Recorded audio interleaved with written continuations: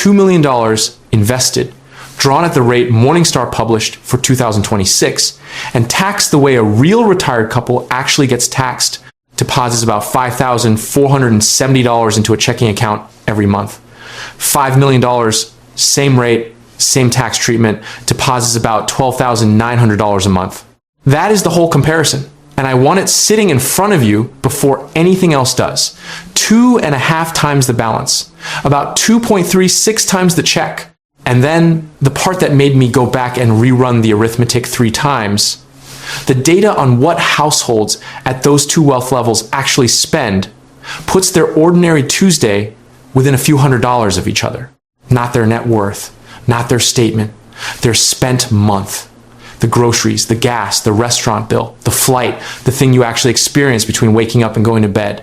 So the deposit gap is real, and it is large, and the lived gap is small. Both of those are true at the same time, and the distance between them is the entire subject here. Somewhere between those two columns, there is a wealth level where another $1 million stops raising your standard of living and starts doing a different job entirely. You may already be closer to it than you think, because nobody sends a notification when you cross it.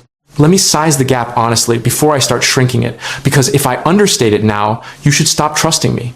Morningstar's 2025 State of Retirement Income Research puts the base case starting withdrawal at 3.9% for a portfolio holding between 30 and 50% equities, funding 30 years of inflation-adjusted spending with a 90% probability of money still being there at the end. That is up from 3.7% in the 2024 edition, which is what improved market assumptions do to the number.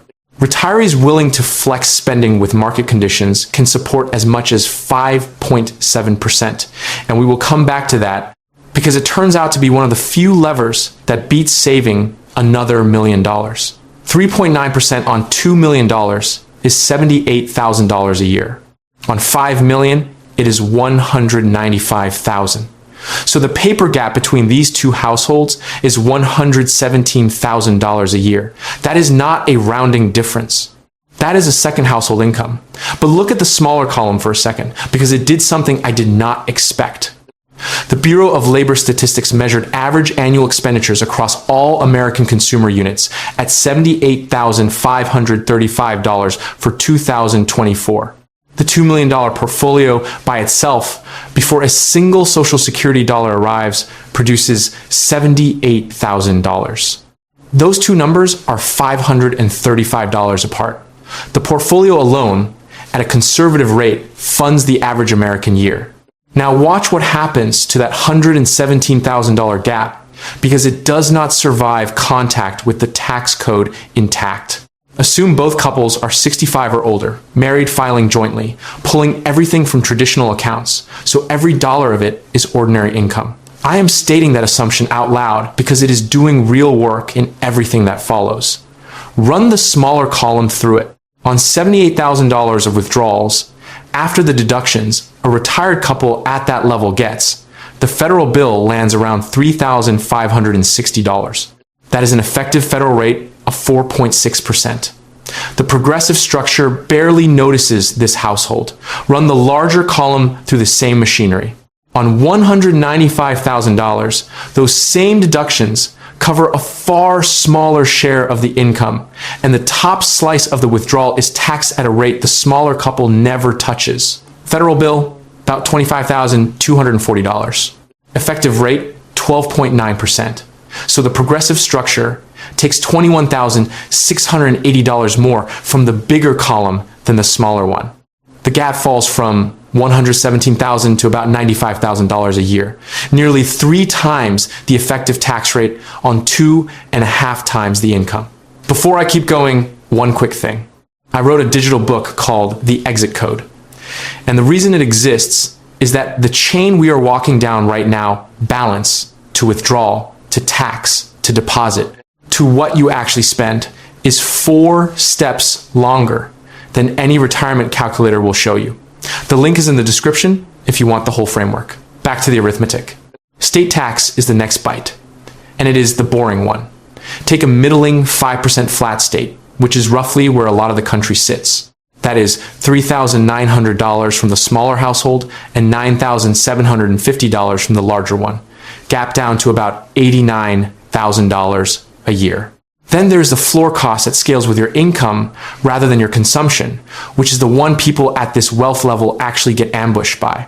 The standard Medicare Part B premium in 2026 is $202.90 a month per person, up 9.7% from last year. For a couple, that is about $4,870 a year, and both households pay it identically, except the premium stops being standard above a line. For a joint return, the income-related surcharge starts above $218,000, and it is a cliff, not a slope, $1 over, and you pay the whole next tier for the entire year. The latter runs up to $689.90 a month per person, with a prescription drug surcharge stacked on top, running from $14.50 to $91 a month. The 5 to million household pulling $195,000 sits $23,000 under that line. They clear it, for now.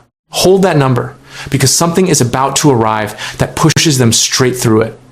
Here is the moment where the tidy version of this video falls apart. Add it up. After federal tax, after state tax, after the health floor, the smaller household nets about $65,600 a year, and the larger one nets about $155,000. $5,470 a month against $12,928 a month. The gap started at 2.5 times. After everything the tax code does, it is 2.36 times. The progressive structure moved it by 6% of itself. So the tax explanation is dead. It is real. It is worth $27,000 a year, and it does not come close to explaining why these two households live nearly the same week. If I stopped here, I would have made a video about brackets, and you would have correctly concluded that $5 million buys a dramatically better life than $2 million. The deposit says it does. The deposit is not the month. That is the distinction the rest of this depends on, and it took me an embarrassingly long time to take seriously.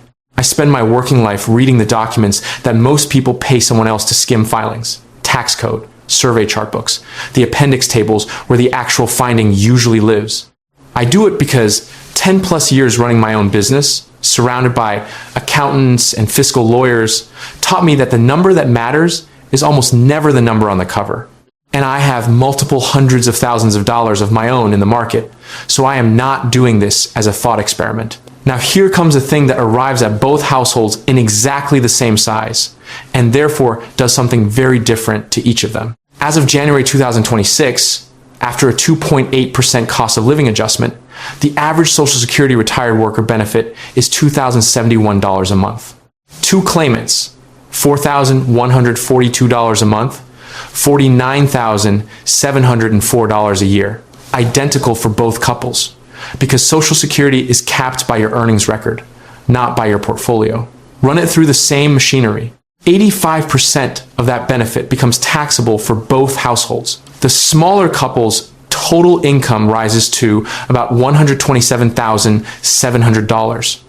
They owe about $8,600 federal, and they stay comfortably under the Medicare surcharge line. Their available month goes from $5,470 to about $9,190. The larger couple's income rises to about $244,700. And there is the trapdoor. Their modified income is now roughly $237,000, which is over the $218,000 line. Their Part B premium jumps from $202.90 to $284.10 per person per month. Their extra income just bought a more expensive version of the same health coverage. Their available month is about $16,130. The gap is now $6,940 a month. The ratio has fallen from 2.36 to 1.76, and the single largest compression in this entire video came from a check that has nothing to do with either portfolio. If you want the rest of these numbers run end to end, subscribe, which puts the smaller household somewhere specific, $9,190 a month of available spending. The average American consumer unit spends $6,545 a month. The $2 million household is not scraping the average. They are clearing it by about $2,600 a month, roughly 40% of headroom. With a portfolio that has a 90% chance of outliving a 30-year retirement, the average month is already funded. So the only question left is, what happens to the other household's extra $7,000? And the honest objection is the obvious one. People with more money spend more money. That is not a theory. It is measured.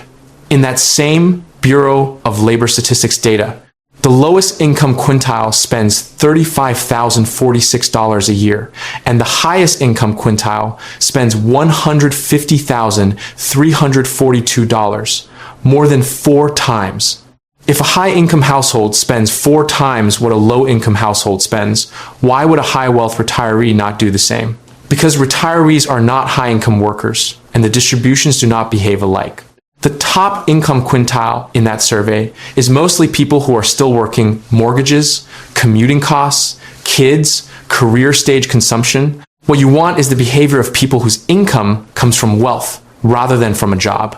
That is where this video's question changes, and it stops being an arithmetic problem. A Federal Reserve Bank of Boston study, working with panel study of income dynamics data covering 1999 through 2013, measured how consumption